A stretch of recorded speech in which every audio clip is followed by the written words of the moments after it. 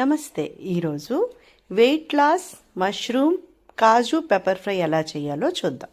ముందుగా ఒక ప్యాన్ వేడి చేసుకొని అందులో 1 టీ స్పూన్ ఆయిల్, ఇంగువ, జీలకర్ర వేసి ఒక 2 నిమిషాలు ఫ్రై చేయాలి. ఇందులో కరివేపాకు, వెల్లుల్లిపాయ ముక్కలు, వెల్లుల్లి రెబ్బలు కూడా వేసి పచ్చి వాసన పోయినంత వరకు వేయించాలి. గుప్పెడు జీడిపప్పు కూడా వేసి ఎర్రగా వేయించి ఉల్లి తరుగు, ఉప్పు వేసి ఉల్లిపాయ వేయించాలి. ఒక 10 నిమిషాల తర్వాత ఇందులో పసుపు, ధనియా పొడి, జీరా పొడి వేసి కలుపుకోవాలి. ఒక 200 grams mushrooms, 1 table spoon pepper వేసి కలుపుకొని మూత పెట్టి మష్రూమ్ ఉడికినంత వరకు మగ్గించుకోవాలి. ఇప్పుడు ఇందులో 1 టేబుల్ స్పూన్ బటర్ వేసి కలుపుకోవాలి. కొత్తిమీర కూడా వేసి కలుపుకోవాలి. స్టవ్ ఆఫ్ చేసి ఒక చెక్క నిమ్మరసం పిండుకోవాలి.